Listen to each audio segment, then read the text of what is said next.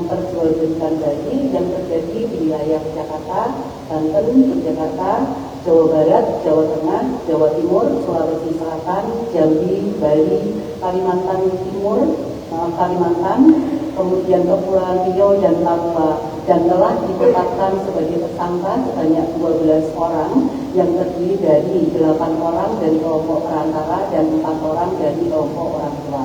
Adapun rinciannya adalah sebagai berikut. Dari kelompok perantara yaitu NH perempuan menjual bayi kepada di Bali, Kepri, kemudian Sumsel, Jambi, dan Jakarta. Kemudian LH perempuan menjual bayi di Jawa Barat, Jawa Tengah, Kepri, Jakarta, dan Jambi.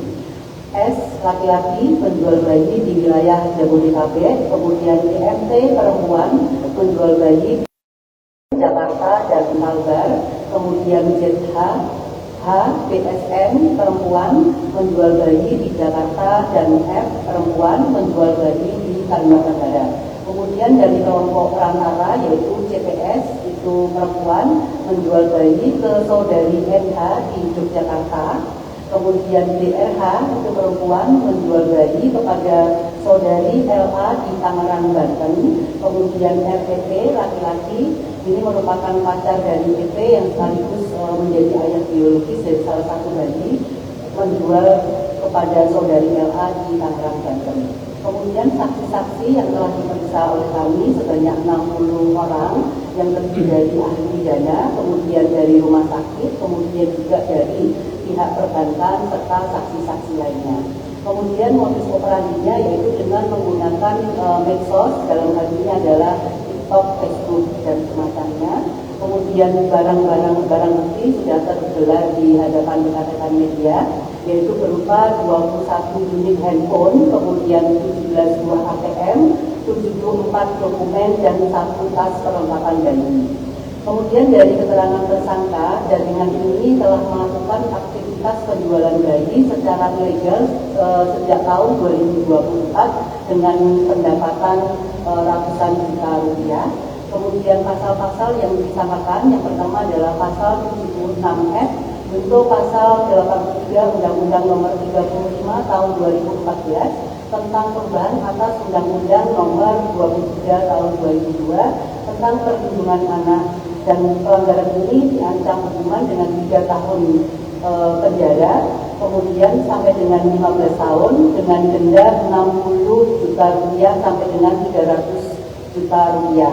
Kemudian pasal 6 Undang-Undang Nomor 21 Tahun 2007 tentang pemberantasan tindak pidana perdagangan orang, pasal yang dilanggar itu diancam dengan penjara paling singkat 3 tahun dan paling lama 15 tahun, dan pidana denda paling sedikit 120 juta dan paling banyak adalah 600 juta rupiah. Kemudian pasal 455 yaitu pasal 20 Undang-Undang Nomor 1 Tahun 2023 tentang TPPO dalam negeri. Pelanggaran ini bisa diancam pidana paling singkat 3 tahun dan paling lama 15 tahun. Kemudian bayi yang berhasil diselamatkan, bagaimana tadi disampaikan Bapak Wakabariskrim, ada 7 orang bayi dan saat ini masih dalam proses asesmen oleh Kementerian Sosial. Kemudian tentunya kami menghimbau kepada seluruh masyarakat agar meningkatkan kewaspadaan terhadap berbagai modus perdagangan bayi yang kerap disamakan sebagai proses adopsi atau pengangkatan anak, agar masyarakat tidak mudah percaya pada tawaran pengangkatan anak tanpa prosedur yang resmi.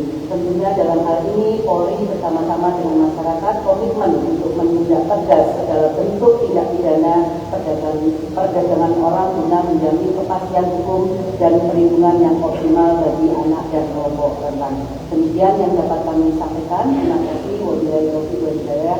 Wassalamualaikum warahmatullahi wabarakatuh.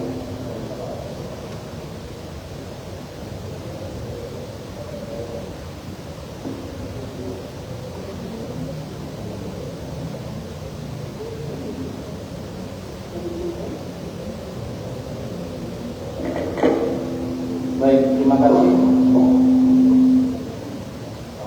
Bapak Presiden dan Ibu Direktur DPA Polri. Rekan-rekan hadir di sini,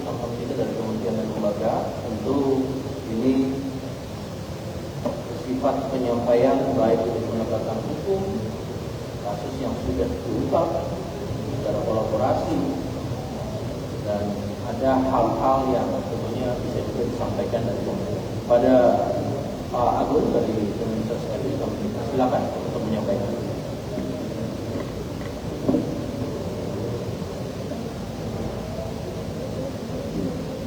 Bismillahirrahmanirrahim. Assalamualaikum